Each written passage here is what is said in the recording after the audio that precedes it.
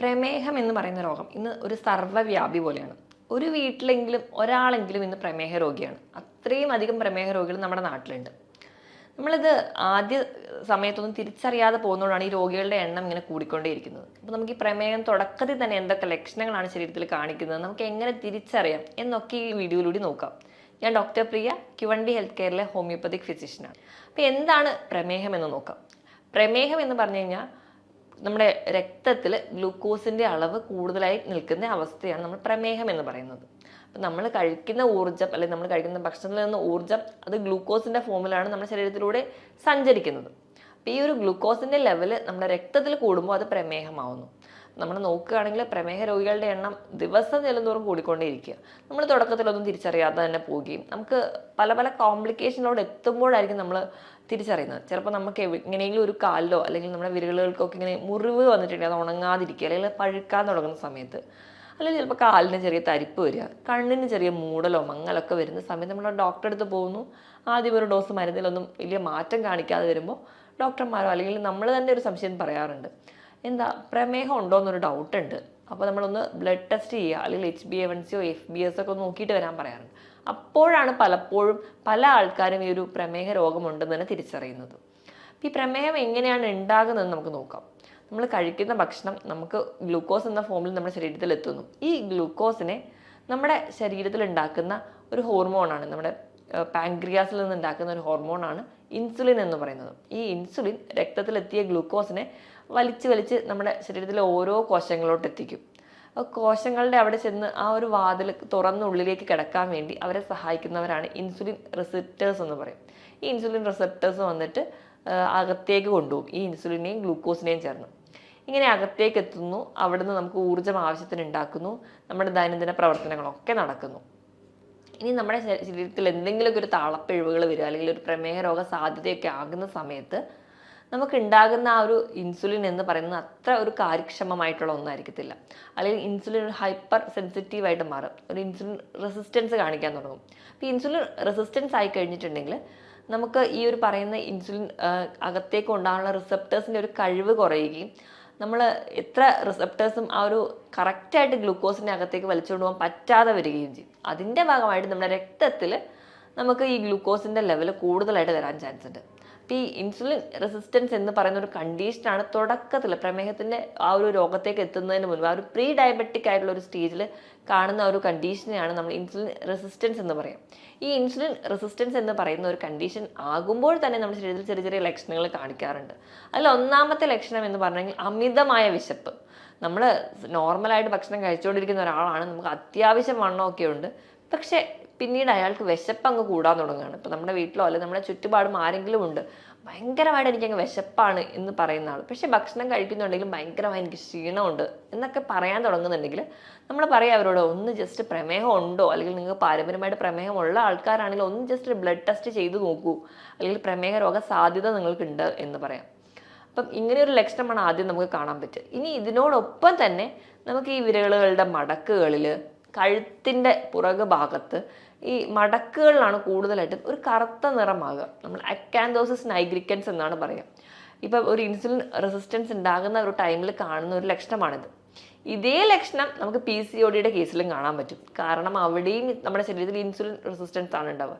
PCOD ഉള്ള പെൺകുട്ടികൾക്ക് നോക്കിക്കഴിഞ്ഞാൽ അവരുടെ കഴുത്തിൻ്റെ ബാക്കിൽ ഒരു കറുത്ത നിറം, അതേപോലെ വിരലുകളുടെ മടക്കുകളിൽ ഒരു ബ്ലാക്ക് ഡിസ്കളറേഷൻ ഉണ്ടെങ്കിൽ അവിടെയും ഇൻസുലിൻ റെസിസ്റ്റൻസ് ഉണ്ടെന്നാണ് അർത്ഥം. അപ്പം അതും ഒരു ലക്ഷണമാണ്. ഇനി നമ്മൾ രക്തത്തിൽ നമ്മുടെ ഗ്ലൂക്കോസിൻ്റെ ലെവൽ അങ്ങ് കൂടി, അതായത് ഡയബറ്റീസിൻ്റെ തുടക്കത്തിലേക്ക് എത്തി, അല്ലെങ്കിൽ ഡയബറ്റിക്കായി, നിങ്ങളൊരു പ്രമേഹ രോഗിയായി, ഇങ്ങനെ ഗ്ലൂക്കോസ് ലെവൽ നമ്മുടെ രക്തത്തിൽ കൂടിക്കഴിഞ്ഞാൽ നമുക്ക് വിശപ്പ് കൂടുന്നതിനോടൊപ്പം തന്നെ ദാഹവും കൂടും. ദാഹം കൂടുമ്പോൾ നമ്മൾ നല്ല രീതിയിൽ വെള്ളം കുടിക്കും. ഇനിയിപ്പോൾ വെള്ളം കുടിക്കുന്നതിനേക്കാളും അധികമായിട്ട് മൂത്രം പോകാൻ തുടങ്ങും. അങ്ങനെ ഇടയ്ക്കിടയ്ക്ക് മൂത്രം ഒഴിക്കണം എന്നുള്ളൊരു തോന്നൽ. അപ്പോൾ നമ്മൾ ഈ ഒരു 3 ടേമാണ് നമ്മൾ ഏറ്റവും അധികമായിട്ട് പറയാം: പോളിഡിപ്സിയ, പോളിഫാജിയ, പോളിയൂറിയ.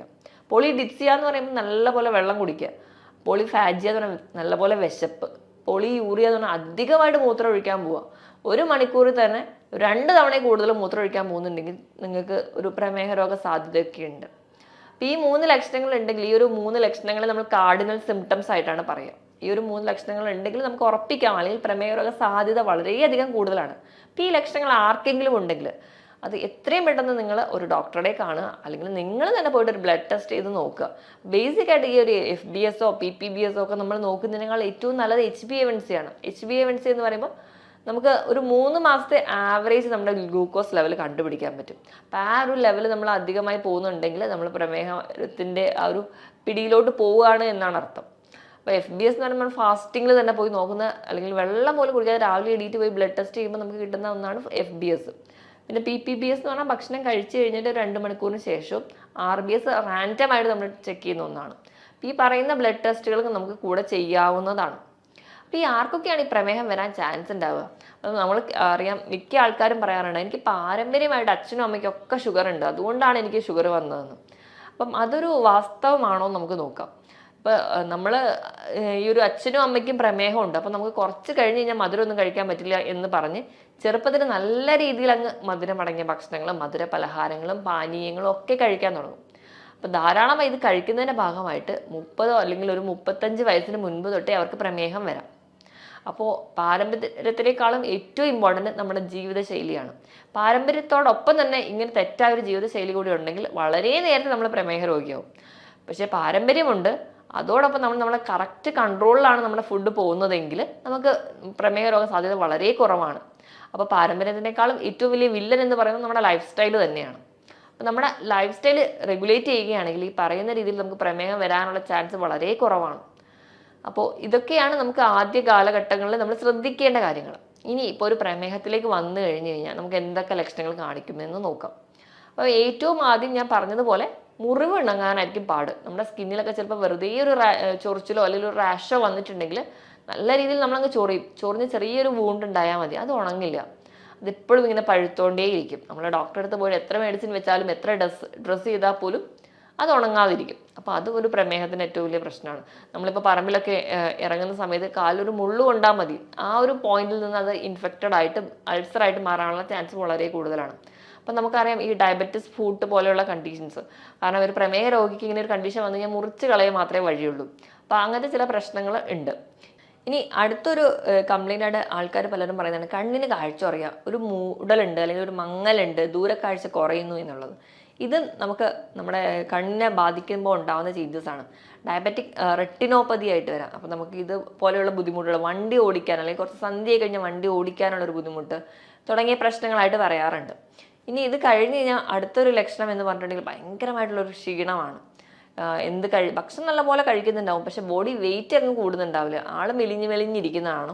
അതോടൊപ്പം തന്നെ ഭയങ്കരമായിട്ടുള്ളൊരു ക്ഷീണം, നല്ലപോലെ ദാഹം, ഇടയ്ക്കിടയ്ക്ക് മൂത്രം ഒഴിക്കാനുള്ള തോന്നൽ. പിന്നെ പറയുന്ന ഒന്നാണ് കാലിന് തെരിപ്പ് പോലെയുള്ള പ്രശ്നം. ഡയബറ്റിക് ന്യൂറോപ്പതിയാണത്.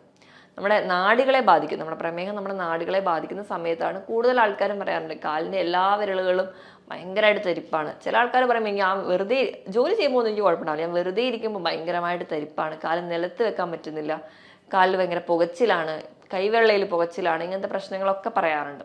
നമ്മുടെ നാഡികളെ ബാധിക്കുന്ന ഏതൊരു കണ്ടീഷനുമാണ് നമുക്ക് തരിപ്പും പുകച്ചിലും ഒക്കെ ആയിട്ട് തോന്നുക. അപ്പോൾ അങ്ങനെ ഡയബറ്റിക് നമ്മുടെ ന്യൂറോപ്പതിയായിട്ട് നിൽക്കും. ഇനി ഇപ്പം കിഡ്നീനെ ബാധിക്കാം, അത് നെഫ്രോപ്പതിയാവും. അപ്പം നമ്മുടെ കിഡ്നിയിലൂടെ പല ബ്ലഡ് വെസൽസിലൂടെ ചെല്ലുന്ന രക്തത്തിനെ അരിച്ച് പുറത്തേക്ക് കളയുന്നത്, മൂത്രമായി പുറത്തേക്ക് കളയുന്നത് നമ്മുടെ കിഡ്നിയാണ്.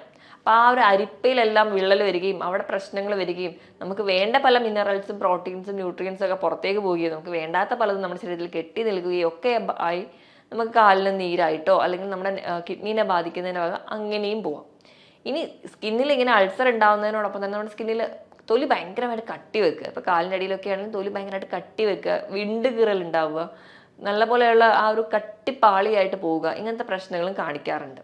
ഇതിന് പുറമെ പ്രമേഹ രോഗികളിൽ നമുക്ക് മൂത്രത്തിൽ പഴുപ്പ് ഇടയ്ക്കിടയ്ക്ക് വരുന്ന കാണാം, യൂറിനറി ട്രാക്ട് ഇൻഫെക്ഷൻ. പൊതുവെ ഈ UTI പുരുഷന്മാർക്ക് കുറവാണ്, സ്ത്രീകൾക്കാണ് കൂടുതലായിട്ടും വരാറ്. പക്ഷേ ഈ പ്രമേഹ രോഗി ആണെങ്കിൽ അത് ഇടയ്ക്കിടയ്ക്ക് വരാനുള്ള ചാൻസ് വളരെ കൂടുതലാണ്. അതുപോലെ തന്നെയാണ് നമുക്ക് ഓറൽ ത്രഷ് എന്ന് പറയാം. നമ്മുടെ വായിൽ ഇടയ്ക്കിടയ്ക്ക് പൂപ്പൽ ബാധ വരിക, ഒരു വെളുത്ത പാട പോലെ വരിക, നല്ല ചുമന്നിരിക്കുക വായ, ഭക്ഷണം ഒന്നും കഴിക്കാൻ പറ്റില്ല, തീരെ എരിവ് പോലും കഴിക്കാൻ പറ്റാത്ത രീതിയിൽ ഭയങ്കരമായിട്ട് ഭക്ഷണം കഴിക്കുന്നതിലൊക്കെ ബുദ്ധിമുട്ടായി പ്രസൻറ്റ് ചെയ്യുന്ന ഒന്നാണ് ഓറൽ ത്രഷ്. ഇങ്ങനെ ഒരു ബുദ്ധിമുട്ട് കാണാറുണ്ട്. ഇനി സ്ത്രീകളുടെ കേസ് എടുക്കുകയാണെങ്കിൽ വജൈന അല്ലെങ്കിൽ യോനി ഭാഗത്ത് ഭയങ്കര ചൊറിച്ചിൽ വരിക, അവിടെ ഇൻഫെക്ഷൻസ് റിക്കറൻ്റ് ചെയ്ത് വരിക, പിന്നെ അതുപോലെ തന്നെ ലുക്കോറിയ പോലെയുള്ള ഡിസ്ചാർജുകളായിട്ട് പ്രസൻറ്റ് ചെയ്യുക, ഇങ്ങനെയുള്ള പ്രശ്നങ്ങളും ആ ഒരു ഏരിയ ഭയങ്കര ഡ്രൈ ആയി പോവുക, ഈ പറയുന്ന ബുദ്ധിമുട്ടുകൾ സ്ത്രീകളിലും കാണിക്കാറുണ്ട്. ഇനി ഇപ്പം സ്കിന്നിൽ ഇതിന് പുറമേ ആയിട്ട് ബ്ലിസ്റ്റേഴ്സ് ആയിട്ട് പ്രസന്റ് ചെയ്യാറുണ്ട്. ചെറിയ ചെറിയ കുമിളകളായിട്ട് നമ്മുടെ കാലിൻ്റെ എല്ലിൻ്റെ മുകളിലും ഒക്കെ പ്രസന്റ് ചെയ്യാറുണ്ട്. ആ ഒരു ഏരിയയിലുള്ള സ്കിന്ന് ഭയങ്കരമായിട്ട് കറുത്ത് പോവുക, ഈ കൈകളിലെ മടക്കിലെ പോലെ തന്നെ കാൽഭാഗത്തൊക്കെ സ്കിന്ന് ഭയങ്കരമായിട്ട് കറുത്ത നിറത്തിലേക്ക് മാറുക, നല്ല ഫെയർ ആയിട്ടിരുന്ന ഒരാളായിരിക്കും, പെട്ടെന്ന് തന്നെ നമ്മുടെ സ്കിന്നിലെ പിഗ്മെന്റഡ് ആവുക, ഇങ്ങനത്തെയുള്ള ചേഞ്ചസും സ്കിന്നിൽ കാണിക്കാറുണ്ട്. ഇതോടൊപ്പം തന്നെ സ്കിന്നിൽ ചെറിയ ചെറിയ ടാഗായിട്ട് പ്രസന്റ് ചെയ്യാം, കഴുത്തിലും അതുപോലെ തന്നെ കാലിലും കയ്യിലും ഒക്കെ ഭാഗങ്ങളിൽ ചെറിയ ചെറിയ ടാഗായിട്ട് പ്രസന്റ് ചെയ്യാം. കാരണം ഒന്നും കൂടാതെ ചെറിയ റെഡ് റാഷസ് ആയിട്ട് പ്രസന്റ് ചെയ്യുക, ഇങ്ങനത്തെ കുറേ ചേഞ്ചസും ഈ പ്രമേഹ രോഗികളിൽ കാണിക്കുന്ന ലക്ഷണങ്ങളാണ്. ഈ പറഞ്ഞ ലക്ഷണങ്ങളൊക്കെയാണ് കൂടുതലും പ്രമേഹ രോഗികളിൽ കാണാറുള്ളത്. നമ്മൾ ഈ പറഞ്ഞ രീതിയിൽ അല്ലെങ്കിൽ പ്രമേഹം വേണ്ട രീതിയിലൊന്നും നമ്മൾ ശ്രദ്ധിക്കാതെ പോകുമ്പോൾ അത് കോംപ്ലിക്കേഷൻ ഉണ്ടാവുകയും അത് മറ്റ് പല ലക്ഷണങ്ങളോടും കൊണ്ടുപോകാറുണ്ട്. എന്തെങ്കിലും ഈ പറയുന്ന ലക്ഷണങ്ങൾ നമുക്ക് ആർക്കെങ്കിലും ഒക്കെ ഉണ്ടെങ്കിൽ നിങ്ങൾ എത്രയും പെട്ടെന്ന് ഡോക്ടറെ കൺസൾട്ട് ചെയ്ത് കൃത്യമായ ബ്ലഡ് ടെസ്റ്റും നല്ല രീതിയിൽ നമ്മുടെ ഫുഡ് കൺട്രോളും ഉണ്ടെങ്കിൽ നമുക്ക് ആദ്യത്തെ ഒരു സ്റ്റേജിലൊക്കെയാണ് നമുക്കത് ഭക്ഷണ നിയന്ത്രണത്തിലൂടെ തന്നെ നമുക്ക് കൊണ്ടുപോകാൻ പറ്റും. ഇനി ഇപ്പം ഭക്ഷണം നിയന്ത്രിക്കുന്ന സമയത്ത് നമ്മൾ അന്നജത്തിൻ്റെ അളവ് നല്ലപോലെ കുറയ്ക്കുക, നമ്മൾ കുറച്ചുകൂടെ പ്രോട്ടീൻ്റെ അളവ് കൂടുക, ധാരാളമായിട്ട് പഴവർഗ്ഗങ്ങളും പച്ചക്കറികളും കഴിക്കുക. ഇനി ഇതോടൊപ്പം തന്നെ ഒരു ഇൻ്റർമീഡിയറ്റ് ഫാസ്റ്റിംഗ് കൂടി ഉണ്ടെങ്കിൽ നമുക്ക് പ്രമേയം ഈസി ആയിട്ട് കൺട്രോൾ ചെയ്യാൻ പറ്റും. വൈകുന്നേരത്തെ ഡിന്നർ നേരത്തെ കഴിക്കുക, പിറ്റേ ദിവസം ബ്രേക്ക്ഫാസ്റ്റ് കുറച്ച് ലേറ്റ് ആയാലും കുഴപ്പമില്ല, ഒരു 14 മണിക്കൂറെങ്കിലും ഇതിനിടയിൽ ഒരു ഗ്യാപ്പ് ഉണ്ടെങ്കിൽ ആ ഒരു ഇൻ്റർമീഡിയറ്റ് ഫാസ്റ്റിംഗ് ആവും. അതുവഴി നമുക്ക് കുറച്ചും കൂടി ആ ഒരു ഡയറ്റ് കൂടി എടുക്കുകയാണെങ്കിൽ നമുക്ക് ഈസി ആയിട്ട് നമ്മൾ ഡയബറ്റീസ് കൺട്രോൾ ചെയ്യാൻ പറ്റുന്ന ഒരു കണ്ടീഷനാണ്. നമ്മൾ കഴിക്കേണ്ട ഭക്ഷണം എന്ന് പറഞ്ഞിട്ടുണ്ടെങ്കിൽ മാക്സിമം നമ്മൾ ഇലക്കറികൾ, പഴവർഗ്ഗങ്ങൾ, പച്ചക്കറികളൊക്കെ കഴിക്കും. ഇപ്പോൾ പഴവർഗ്ഗങ്ങൾ എടുക്കുമ്പോൾ അധികം മധുരമില്ലാത്ത പഴവർഗ്ഗങ്ങൾ കഴിക്കാൻ വേണ്ടി ശ്രദ്ധിക്കുക. അതായത് ഗ്ലൈസീമിക് ഇൻഡെക്സ് കുറഞ്ഞ പഴവർഗ്ഗങ്ങൾ, നിങ്ങൾക്ക് അതിനായിട്ട് ആപ്പിളോ അല്ലെങ്കിൽ അധികം പഴുക്കാത്ത ഏത്തപ്പഴം കഴിക്കാം, അല്ലെങ്കിൽ റോബസ്റ്റ പോലുള്ള പഴങ്ങൾ കഴിക്കാം. അപ്പോൾ മുന്തിരിക്ക ആണെങ്കിൽ 8-10 എണ്ണം നിങ്ങൾ കഴിക്കാം. പക്ഷേ ദിവസവും ഒരു ഫ്രൂട്ട് മാത്രമേ കഴിക്കാവുള്ളൂ. ഇപ്പോൾ പേരയ്ക്കൊക്കെ ആണെങ്കിൽ വളരെ നല്ലതാണ് ഇപ്പോൾ പ്രമേഹ രോഗികൾക്ക് കഴിക്കാനാണെങ്കിൽ. അപ്പം ഏതെങ്കിലും ഒരു ഫ്രൂട്ട് നമ്മൾ ഒരു ദിവസം കഴിക്കുകയാണെങ്കിൽ നമുക്ക് ഹെൽത്തി ആയിട്ട് നമ്മുടെ പ്രമേഹത്തിനെ കൺട്രോൾ ചെയ്യാൻ പറ്റും.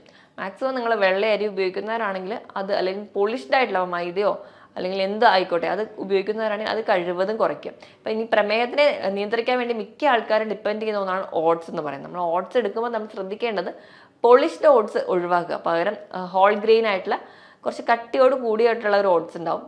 അപ്പോൾ അത് മേടിച്ച് കുക്ക് ചെയ്യാൻ വേണ്ടി ശ്രദ്ധിക്കുക. പിന്നെ അത് പാചകം ചെയ്യുന്ന രീതിയിലാണെങ്കിലും നമ്മൾ എപ്പോഴും ഇൻസ്റ്റൻറ്റ് ഓട്സ് എടുത്ത് നമ്മുടെ പാലിൽ അല്ലെങ്കിൽ വെള്ളത്തിൽ കുറുക്കി കഞ്ഞിയായിട്ട് കഴിക്കാനാണ് താല്പര്യപ്പെടുക, അല്ലെങ്കിൽ ആ ഒരു കുറുക്ക് ഫോമിലോട്ട് കഴിക്കാനാണ് താല്പര്യപ്പെടുക. അത് നമുക്ക് ഗ്ലൈസമിക് ഇൻഡെക്സ് വളരെയധികം കൂടാനുള്ള കാരണമാവും. അപ്പോൾ അതിന് പകരമായിട്ട് നിങ്ങൾ മാക്സിമം ഉപ്പുമാവ് അല്ലെങ്കിൽ പുട്ട്, ഇത് രണ്ടും ഗ്ലൈസമിക് ഇൻഡെക്സ് പൊതുവേ ഓട്സിൽ കുറഞ്ഞതാണ്. അപ്പം ഇത് രണ്ടും കുക്ക് ചെയ്ത് കഴിക്കാൻ വേണ്ടി ശ്രദ്ധിക്കും. ഇപ്പോൾ പച്ചക്കറി ധാരാളം ഇട്ടിട്ട് നിങ്ങൾക്ക് ഉപ്പുമാവ് കഴിക്കുകയാണെങ്കിൽ നമ്മൾ ഹെൽത്തി ആയിട്ട് ഇരിക്കാനും പറ്റും, ഗ്ലൈസമിക് ഇൻഡെക്സ് വളരെ കുറവായിരിക്കും. അപ്പോൾ അങ്ങനെയുള്ള ഹെൽത്തി ആയിട്ടുള്ള ഫുഡുകൾ ഡിപ്പെൻഡ് ചെയ്യാൻ വേണ്ടി നോക്കുക. വൈകുന്നേരത്തെ ഒരു ഡിന്നർ എന്ന് പറഞ്ഞാൽ നിങ്ങൾ സാലഡിലൂടെ മാത്രം ഒതുക്കുക. ഭക്ഷണം കംപ്ലീറ്റ്ലി ഒഴിവാക്കുകയല്ല വേണ്ടത്. നമ്മൾ ഭക്ഷണം കഴിക്കണം, ക്വാണ്ടിറ്റി നല്ലപോലെ കുറയ്ക്കുക, തവണകൾ കൂട്ടുക. ഇപ്പം പ്രമേഹ രോഗികൾ എപ്പോഴും ഭക്ഷണം കഴിക്കുമ്പോൾ 4-5 തവണയായിട്ട് കഴിക്കുന്നതിൻ്റെ ക്വാണ്ടിറ്റി അങ്ങ് കുറച്ചാൽ മതി. നമ്മുടെ വിശപ്പിനനുസരിച്ച് മാത്രം വളരെ കുറഞ്ഞ രീതിയിൽ ഭക്ഷണത്തിൻ്റെ അളവ് കുറയ്ക്കുക, ക്വാളിറ്റി നല്ല രീതിയിൽ കൂട്ടാനും ശ്രദ്ധിക്കുക. അതായത് നല്ല രീതിയിൽ പച്ചക്കറികളോ അല്ലെങ്കിൽ ഞാൻ പറഞ്ഞ രീതിയിൽ ഹെൽത്തി ആയിട്ടുള്ള ഭക്ഷണം. അപ്പോൾ നമ്മളത് കൃത്യമായ ഒരു ഡയറ്റീഷ്യനായിട്ടുള്ള ഡയറ്റോട് എടുക്കുകയാണെങ്കിൽ നമുക്ക് ഈസി ആയിട്ട് നമുക്ക് പ്രമേഹത്തിനെ കൺട്രോൾ ചെയ്യാൻ പറ്റും. അതുപോലെ തന്നെ നമുക്ക് എല്ലാ രീതിയിലുള്ള പ്രോട്ടീൻസ് കഴിക്കാവുന്നതാണ്. ഇപ്പോൾ പയറ്, കടല അങ്ങനത്തെയുള്ള പച്ചക്കറി വിഭാഗത്തിൽ പെടുന്ന നമുക്ക് പ്രോട്ടീൻസ് ആയിക്കോട്ടെ, അതുപോലെ തന്നെ മത്സ്യവും മാംസവും ഒക്കെ കഴിക്കാവുന്നതാണ്. അതൊക്കെ കറി വെച്ച് കഴിക്കുന്നത് നമുക്ക് കുറച്ചുകൂടെ ഹെൽത്തി ആയിട്ട് ഇരിക്കാനും അല്ലെങ്കിൽ നമുക്ക് ഉണ്ടാകുന്ന ആ ഒരു ക്ഷീണത്തിനെ ഓവർകം ചെയ്യാനും പറ്റും.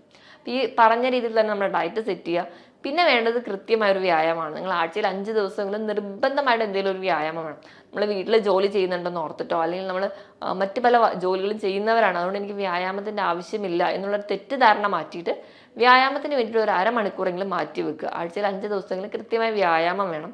ആവശ്യത്തിന് വെള്ളവും നല്ലപോലെ തന്നെ കുടിക്കാൻ വേണ്ടി ശ്രദ്ധിക്കുക. ഇതോടൊപ്പം തന്നെ നമ്മുടെ ഉറക്കത്തിൻ്റെ പാറ്റേൺ ഒക്കെ കൃത്യമായിട്ട് ഇരിക്കുകയാണെങ്കിൽ നമുക്ക് ഈ പറയുന്ന രോഗങ്ങളൊന്നും വലിയ കോംപ്ലിക്കേഷനിലൂടെ പോവാതെ കൺട്രോൾ ചെയ്യാൻ പറ്റും. ഒരു 6 മുതൽ 7 മണിക്കൂർ വരെ നല്ല ഉറക്കം കിട്ടുകയാണെങ്കിൽ നമ്മുടെ ഹെൽത്തി ആയിട്ട് ഇരിക്കാൻ വേണ്ടി സഹായിക്കുകയും ചെയ്യും. ഈ പറഞ്ഞ കാര്യങ്ങളൊക്കെ നിങ്ങൾ ശ്രദ്ധിക്കുക. ഇനി നിങ്ങൾക്ക് എന്തെങ്കിലും പ്രമേഹ രോഗ സാധ്യത ഉണ്ടെങ്കിലോ അല്ലെങ്കിൽ എന്തെങ്കിലും ഈ ഡൗട്ടുകൾ, ഈ പറഞ്ഞ ലക്ഷണങ്ങൾ എന്തെങ്കിലും ഡൗട്ടൊക്കെ ഉണ്ടെങ്കിൽ നിങ്ങളൊരു ഡോക്ടറുടെ കൺസൾട്ടേഷൻ എടുക്കുക. ഈ പറഞ്ഞ കാര്യത്തിൽ എന്തെങ്കിലും ഡൗട്ട് ഉണ്ടെങ്കിൽ താഴെ കാണുന്ന നമ്പറിൽ കോൺടാക്ട് ചെയ്യുക. മറ്റൊരു ഹെൽത്ത് ടോപ്പിക്കുമായിട്ട് വീണ്ടും കാണുന്നത് വരെ നന്ദി.